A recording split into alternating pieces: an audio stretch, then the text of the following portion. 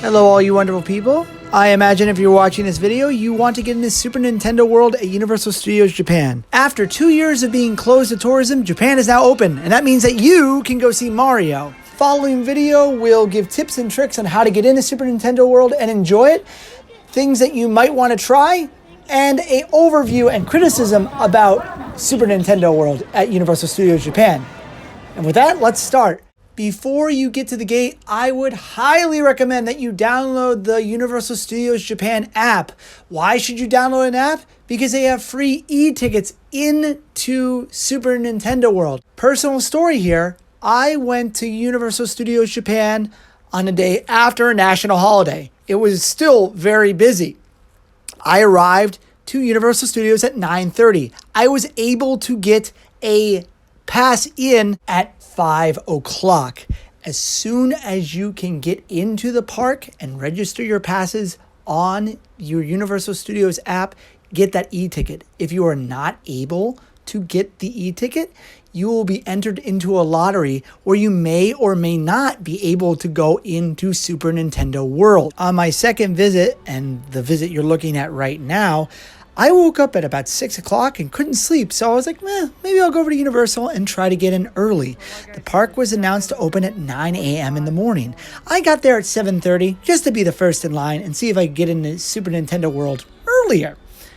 They opened the gate at 7:45 and I walked right in. What you're seeing right now is the opening ceremony of Universal Studios Japan, something I have not seen in my 7 years of being in Japan.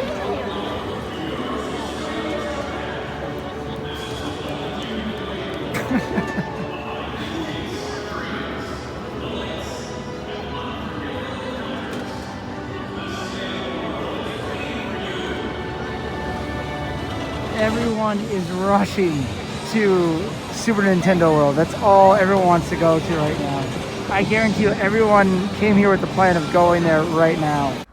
Because I got up so early in the morning, I was able to just walk past all my favorite attractions and right in to Super Nintendo World without an e-ticket or a reservation, which was awesome because all the rides had 5 to 15-minute waits.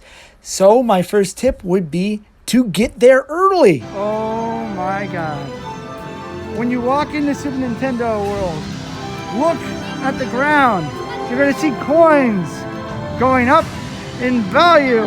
But I was informed that if you look at the numbers, they involve very important days in Nintendo's history.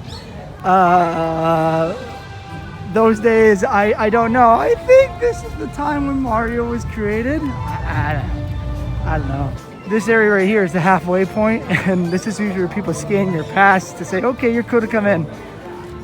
I'm expecting a big line. No, there's not. Wow. Well, there's already a big line for this. This is the watches, the wristbands that you can get for this area that allow you to participate in the mini games and everything is here. There's already like a 20-minute line for that, but we got in. And this is the entrance to Super Nintendo World. It's got such a fun little build-up. It's got this 8-bitty music until you cross into the warp pipe and find yourself entranced in a land of magic, mystery, and Mario. In that order.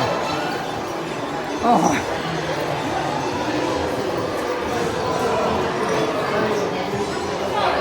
Ladies and gentlemen, this is the Mushroom Kingdom. Oh my goodness. Look at this place. It's crazy. It's insane. Wow. Oh my goodness. All right, let me go on the Yoshi adventure because there's no one here. Good morning. This usually is like an hour wait, so I'll go do Yoshi's. We're about to see the full experience of Yoshi's Adventure, from queue line to ride. If you do not wish to see that, go to this time code to skip later in the video.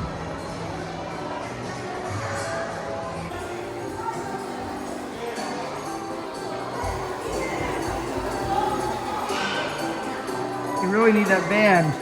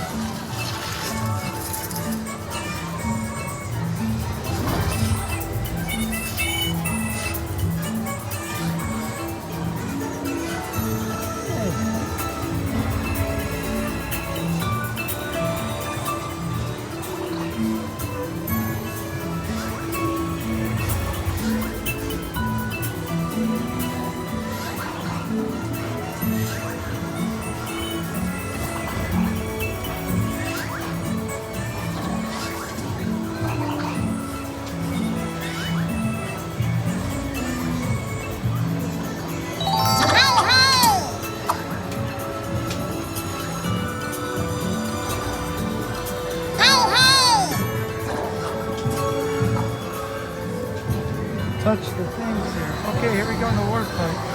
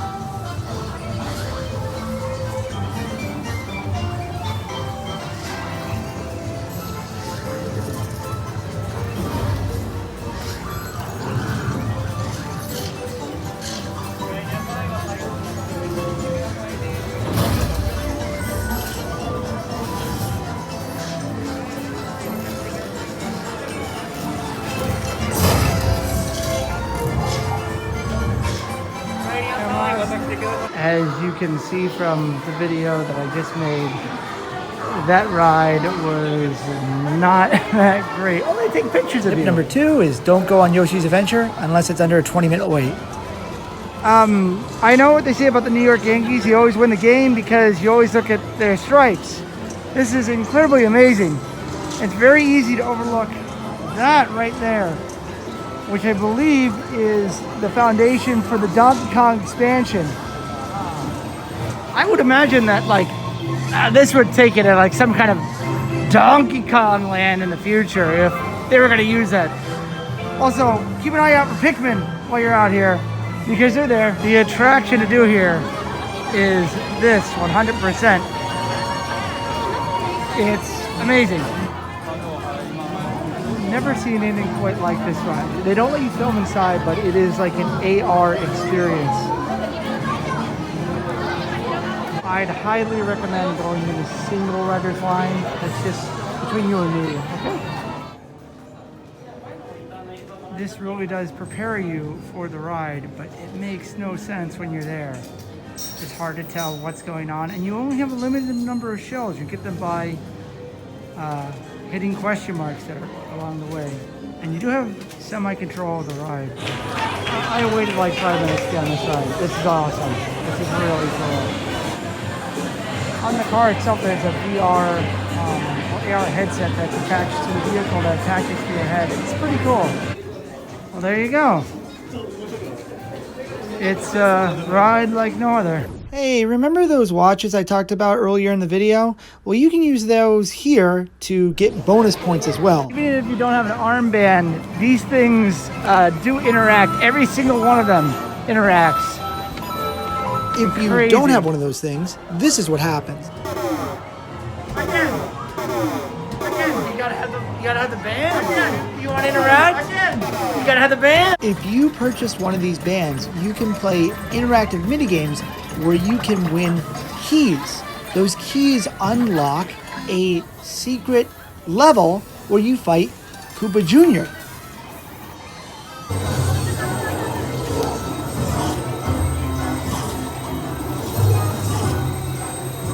Get to shut off all the things in time.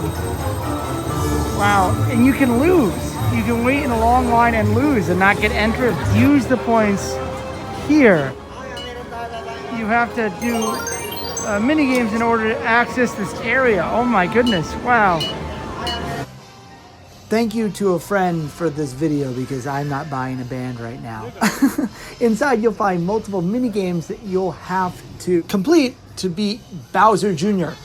However, this looked a lot like what they did with the yokai mini area that they made about 4 or 5 years ago on a grander scale.